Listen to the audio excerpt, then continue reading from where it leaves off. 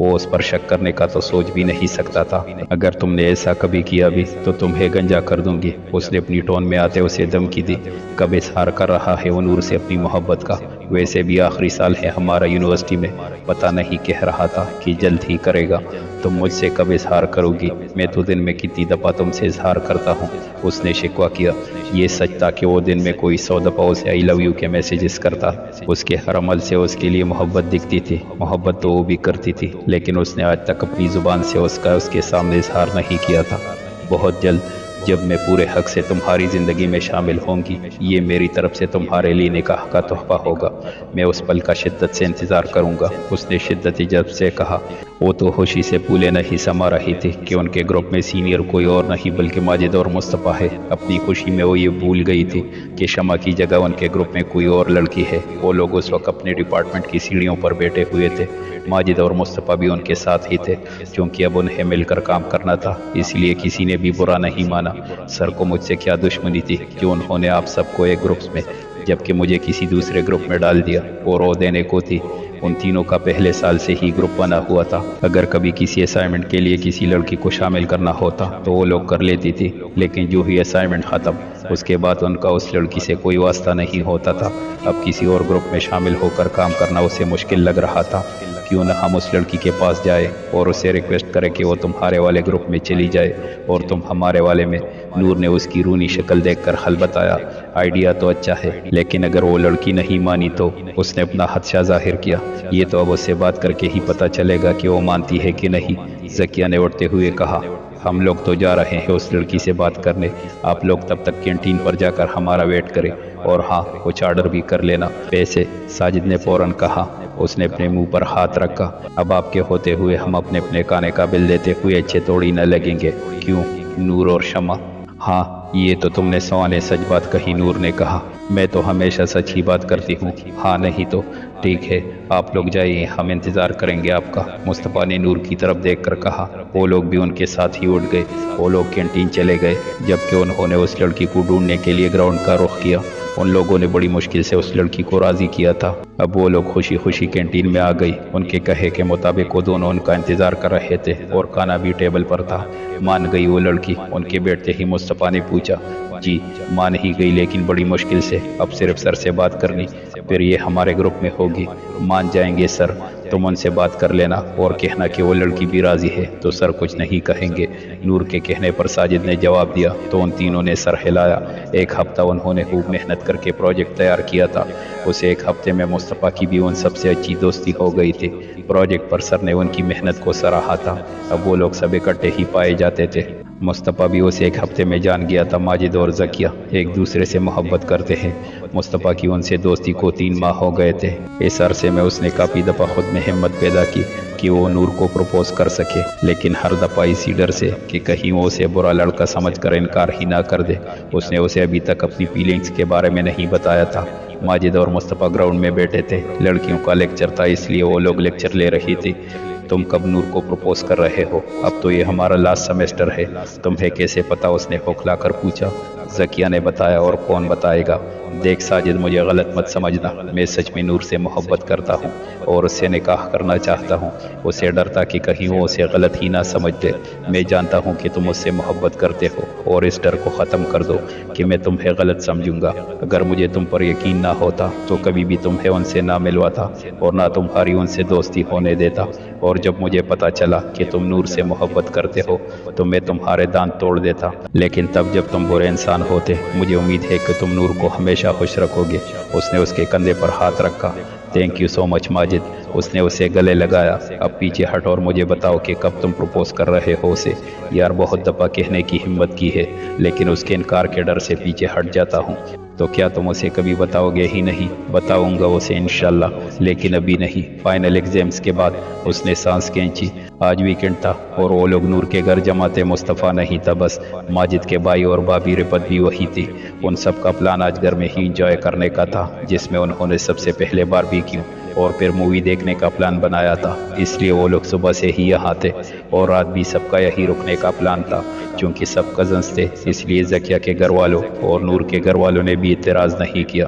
وہ لوگ نور کے کمرے میں بیٹھی باتیں کر رہی تھی کہ نور کی امی شہناز کمرے میں آئی۔ تم لوگوں نے کیا ساری جہاں کی باتیں آج ہی کرنی ہے کیا؟ وہ لوگ دوپہر کی کمرے میں بند تھی اور اب 4 بجنے والے تھے، لیکن ان کے باہر آنے کے اثرات نہ دیکھ کر وہ خود ہی کمرے میں آ گئی۔ ان کے ہاتھ میں جوس کا گلاس تھا، انہوں نے وہ رپت کو دیا کیونکہ وہ امید سے تھی اور آخری ماہ چل رہا تھا اس کا۔ ارے امی آپ بھی آئیے۔ نور نے ان کا ہاتھ پکڑ کر اپنے ساتھ بیڈ پر بٹھایا۔ امی اب یہ آپ کا بھی دماغ آنے والی ہے، رپت نے ہنس کر کہا، کیونکہ وہ تینوں کب سے اس کے بیبی بوائے کو ڈسکس کر کے اس کا دماغ کھا چکی تھی۔ آپ ہی ہم نے کب آپ کا دماغ کھایا؟ ہم تو اپنے بیبی کو ڈسکس کر رہے تھے۔ جی معلوم ہے مجھے کہ آپ اپنی بیبی کو ہی ڈسکس کر رہی تھی تینوں، لیکن اس میں ان کی مما کو بھی تو انوالو کیا ہے آپ لوگوں نے۔ ہاں تو کیا ابھی کوئی نام ہی سمجھ نہیں آ رہا جو نام مجھے اچھا لگتا ہے؟ اس میں یا تو یہ زکیہ کوئی نقص نکال دیتی ہے اور اگر اسے پسند آتا ہے تو یہ شمع کو پسند نہیں آتا۔ اس نے برا سا منہ بنایا اور یہی حال زکیہ اور شمع کا تھا۔ دیکھو بیٹا، بچے پر پہلا حق اس کے ماں باپ کا ہوتا ہے، اور پھر ہو سکتا ہے کہ نازیہ رپت کی ساس نے بھی کوئی نام سوچ رکھا ہو، اس لیے تم لوگ اس بات پر خود کو پریشان مت کرو۔ ہو سکتا ہے وہ نام جو وہ لوگ رکھیں وہ تم تینوں کو پسند آ جائے۔ انہوں نے رسانیت سے انہیں سمجھایا۔ وہ تینوں بھی سمجھ کر سر ہلا گئی۔ رات کو 10 بجے وہ لوگ لان میں باربیکیو کر رہے تھے اور ساتھ ساتھ انتاکشری بھی کھیل رہے تھے۔ انہوں نے شہناز بیگم اور امجد نور کے بابا کو بھی کہا تھا، لیکن انہوں نے یہ کہہ کر کہ تم لوگ انجوائے کرو انکار کر دیا تھا۔ ساجد نے ان کے آگے باربیکیو کی پلیٹ رکھی اور وہی بیٹھ گیا۔ چلے ساجد بھائی، اب آپ ہمیں کوئی گانا سنائیے جو کہ میم سے ہو۔ زکیہ نے فرمائش کی۔ ارے مجھے کہاں گانا وانا آتا ہے، تم ماجد کو بولو وہ گا دے گا گانا۔ کیوں ماجد؟ اس نے انکار کے ساتھ ساتھ شرارت سے ماجد سے بھی پوچھ لیا۔ ماجد نے اسے بتا دیا تھا کہ وہ اس سے محبت کرتا ہے اور سٹڈی کے بعد اس کا باقاعدہ رشتہ بھیجنا چاہتا ہے۔ اس پر اسے بھی کوئی اعتراض نہیں تھا کیونکہ اسے اپنے بھائی کی خوشی سب سے زیادہ عزیز تھی اور پھر زکیہ بھی دیکھی والی تھی، اس لیے اسے کوئی اعتراض نہیں تھا۔ کیوں نہیں، ہم تو ہمیشہ ان کی خدمت کے لیے حاضر ہیں۔ اس نے سر کو خم دے کر اسے سب سے چھپا کر آنکھ ماری۔ اچھا تو پھر تم ہی سنا دو کوئی گانا۔ آہا گانا نہیں، میں تو غزل سناؤں گا۔ ٹھیک ہے تمہاری مرضی، لفظوں کی طرح مجھ سے کتابوں میں ملا کر، دنیا کا تجھے ڈر ہے تو خوابوں میں ملا کر، پھولوں سے تو خوشبو کا تعلق ہے ضروری، تو مجھ سے مہک بن کر گلابوں میں ملا کر، ساغر کو چھو کر میں تجھے محسوس کروں گا، مستی کی طرح مجھ سے شرابوں میں ملا کر، میں بھی ہوں بشر مجھے بہکنے کا بھی ڈر ہے، اس واسطے تو مجھ سے محابوں میں ملا کر۔ وہ غزل کے دوران اسے ہی مسلسل نظروں میں لیے ہوئے تھے، جسے محسوس کر کے وہ سمٹی جا رہی تھی۔ شمع اور نور کی مانی ہیز نظروں پر وہ ان کو بس دور کی سکی۔ وہ ان کی طبیعت اچھے سے سیٹ کرتی تھی، لیکن ساجد اور رپت کی موجودگی کی وجہ سے وہ بس انہیں گھورنے پر اکتفا کر سکے۔ ارے واہ واہ کیا بات ہے ماجد بھائی، واقعی بہت اچھی تھی غزل، رپت نے بھی مسکرا کر کہا۔ اس نے سر کو خم دے کر تعریف وصول کی۔ تم کچھ نہیں بولو گی زکیہ؟ ماجد نے اتنی اچھی غزل سنائی تھی اور فرمائش بھی تمہاری ہی تھی۔ نور نے شرارت سے اسے کہا، جی بہت اچھی تھی۔ اس نے دل میں نور سے بعد میں بدلہ لینے کا سوچ کر اسے گھور کر اس کی تعریف کر ہی دی۔ چلو ماجد اب تمہاری باری ہے لانے کی۔ ساجد نے اس کے آگے خالی پلیٹ کی۔ جو حکم بادشاہ سلامت۔ اس کے جانے کے بعد وہ لوگ دوبارہ مشغول ہو گئے۔ مین گیٹ کا دروازہ بجا تو سب نے حیرانگی سے ایک دوسرے کو دیکھا۔ ان کا حیران ہونا بنتا بھی تھا کیونکہ رات کے 12 بج رہے تھے۔ اس وقت کون ہو سکتا ہے؟ رپت نے کہا۔ تم لوگ بیٹھو میں دیکھ کر آتا ہوں، ساجد نے ان سب کو کہا اور خود گیٹ کی طرف چلا گیا۔ اب سب کا دھیان گیٹ ہی کی طرف تھا۔ ساجد نے گیٹ کھولا تو سامنے لڑکے کو دیکھ کر اسے خوشگوار حیرت ہوئی۔ تم اس وقت؟ اس نے اسے گلے لگایا۔ تم کم از کم اپنے آنے کی اطلاع تو دے دو، میں تمہیں پک کرنے کی ایئرپورٹ آ جاتا۔ ساجد کے شکوے پر وہ مسکرایا۔ یہ بیگ مجھے دو اور اندر چلو، سب تمہیں دیکھ کر بہت خوش ہو جائیں گے۔ ساجد نے اس کے ہاتھ سے ایک بیگ لے کر اندر چلنے کا اشارہ کیا۔ لان میں سب جو بڑے تجسس سے بیٹھے تھے کہ اس وقت کون آ گیا۔ سامنے سے آنے والی ہستی کو دیکھ کر تو نور چیخ مار کر اس کی طرف دوڑی اور اس آنے والے سے لپٹ گئی اور زور زور سے رونا شروع کر دیا۔ آنسو تو رپت کی بھی آنکھ میں آ گئے تھے اپنے سامنے اپنے بھائی کو اتنے سالوں بعد دیکھ کر۔ لیکن وہ اپنی حالت کے پیش نظر نور کی طرف بھاگ کر اپنے بھائی سے لپٹ نہ سکی، لیکن وہ بھی آہستہ آہستہ چلتے ہوئے اس کے پاس آئی اور نم آنکھوں سے اسے دیکھا۔ اس نے بھی نور کو آرام سے علیحدہ کر کے اپنی نم آنکھیں صاف کی اور اسے گلے لگایا۔ وہ پھوٹ پھوٹ کر رونا شروع ہو گئی۔ ایک تو اس کنڈیشن میں وہ پہلے ہی زیادہ حساس ہو گئی تھی، لیکن اب اپنے سامنے اپنے بھائی کو دیکھ کر کوشش کے باوجود بھی وہ خود کو رونے سے روک نہ سکی۔ اس نے اسے نرمی سے علیحدہ کیا اور اس کے آنسو صاف کر کے اس کے بالوں پر بوسہ دیا اور اپنے بازو کے حلقے میں لے کر اندر کی جانب قدم بڑھائے۔ زکیہ جو ہونک بنی سب کچھ دیکھ رہی تھی، ماجد کے چٹکی بجانے پر ہوش میں آئی۔ نور شہباز بیگم اور امجد صاحب کو چہرے پر پریشانی سجائے لاؤنج میں لائی۔ وہ دونوں جو پریشانی سے باہر آ رہے تھے، اپنے سامنے اپنے بیٹے کو دیکھ کر دونوں ہی اپنی جگہ پر جامد ہو گئے۔ اس نے آگے بڑھ کر شہناز بیگم کو گلے لگایا۔ وہ ہوش میں آتی اسے علیحدہ کر کے میرا بیٹا احتشام کہہ کر اس کا منہ دیوانہ وار چومنے لگی۔ اتنے سال اپنے بیٹے کی دوری پر ان کی آنکھوں میں آنسو آ گئے۔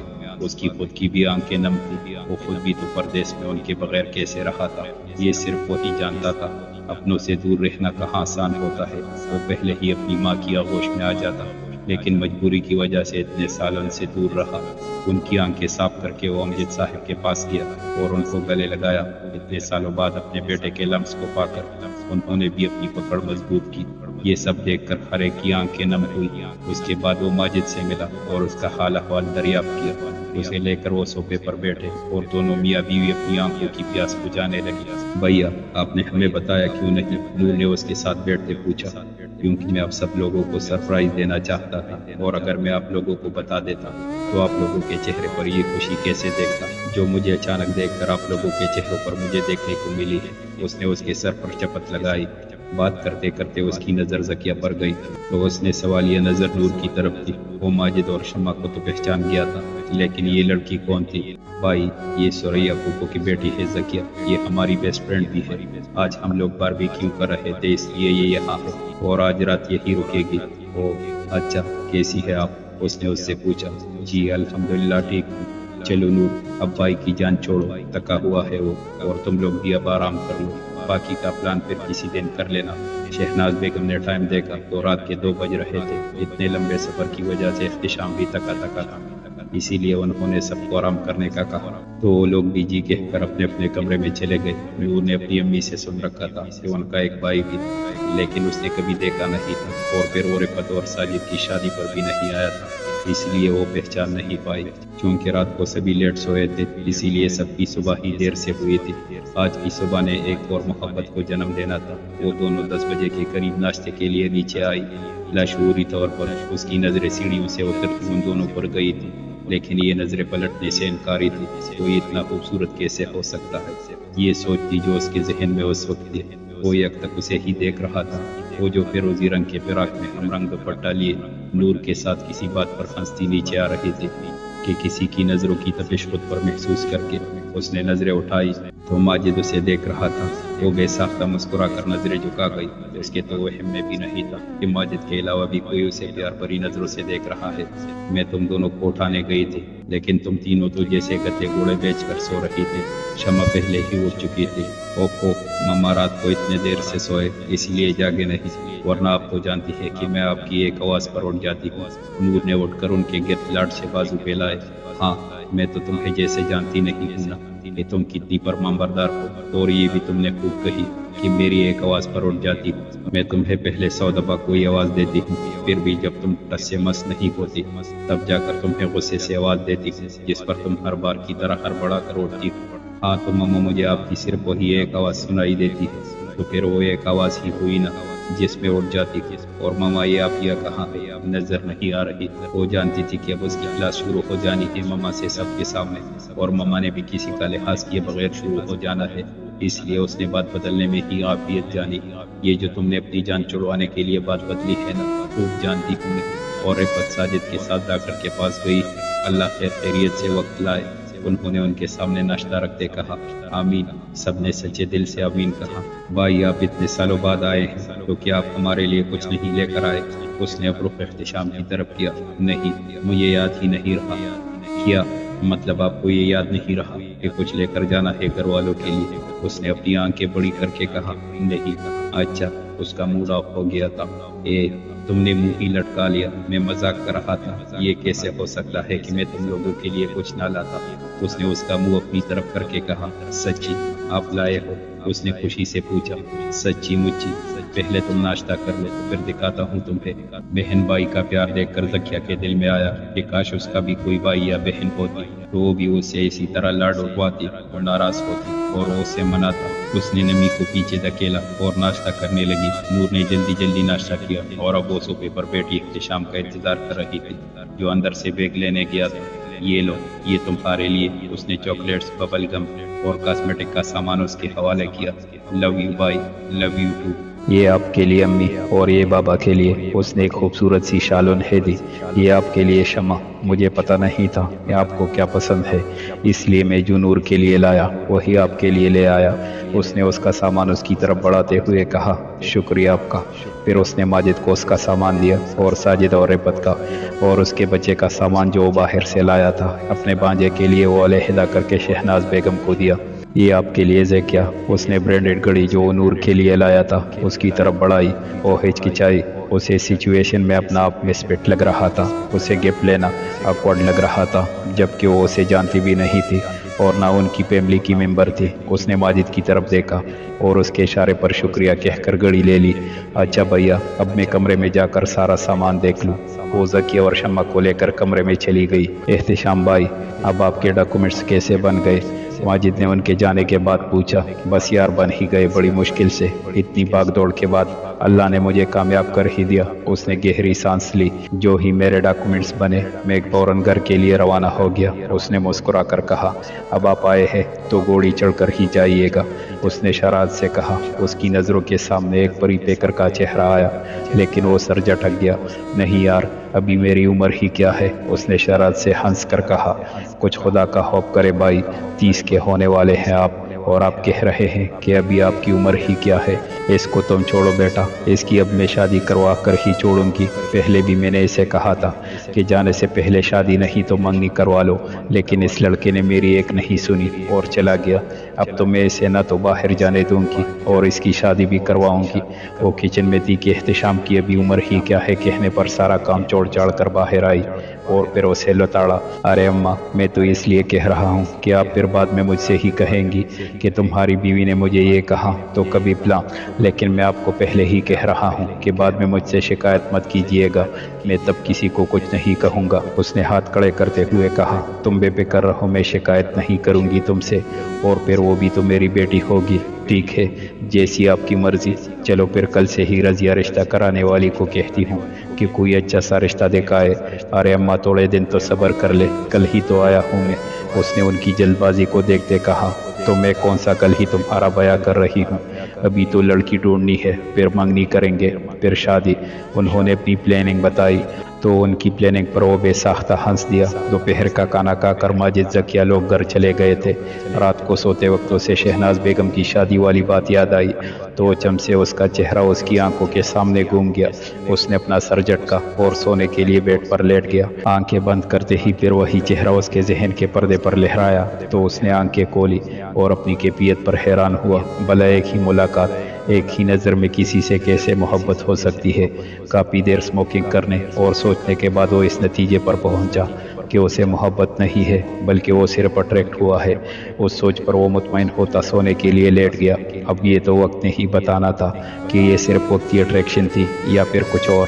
سب پریشانی سے ہاسپٹل کے کوریڈور میں بیٹھے تھے۔ شہناز اور نازیہ بیگم ہاتھ میں تسبیح پکڑے کوئی ورد کرنے میں مصروف تھی، جبکہ ساجد پریشانی و اضطرابی کیفیت میں بار بار اس کے کمرے کی طرف دیکھ رہا تھا جہاں اس کی بیوی ایک نئی زندگی کو اس دنیا میں لانے کے لیے زندگی اور موت کی کشمکش میں تھی۔ شمع، نور، زکیہ تینوں اپنے رب سے ان دونوں کی سلامتی کے لیے دعائیں کر رہی تھی۔ ڈاکٹر کے باہر نکلتے ہی سب نے ان کو گھیر لیا۔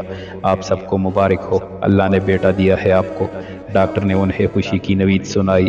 یہ خبر سن کر ساجد نے آسمان کی طرف دیکھ کر مسکرا کر جبکہ آنکھوں میں اپنے رب کی اس نعمت پر خوشی کے آنسو تھے۔ اپنے رب کا شکر ادا کیا۔ ڈاکٹر میری بیوی کیسی ہے؟ وہ بھی ٹھیک ہے، ابھی انجیکشن کے زیر اثر ونودگی میں ہے، تھوڑی دیر تک ان کو روم میں شفٹ کر دیا جائے گا، تب آپ ان سے مل سکتے ہیں، ڈاکٹر اپنے پیشہ ورانہ انداز میں کہتی چلی گئی۔ سب نے اسے مبارک دی۔ شہناز نازیہ بیگم امجد صاحب نے اس کا ماتھا چوما، ماجد اور احتشام نے اسے گلے لگ کر، جبکہ ان تینوں نے اسے زبان سے ہی مبارک دی۔ کچھ ہی دیر میرے پت کو روم میں شفٹ کر دیا گیا تھا اور وہ اپنے حواس میں بھی تھی۔ ساجد نے بیبی کو اس کی گود میں دیا تو ممتا کے احساس سے اس کی آنکھیں بھیگ گئی۔ ارے اپیا، آپ تو ابھی سے رونا شروع ہو گئی، ابھی تو اس نے آپ کو رات کو جاگ کر اور رو رو کر ہی تو روتو بنا دینا ہے۔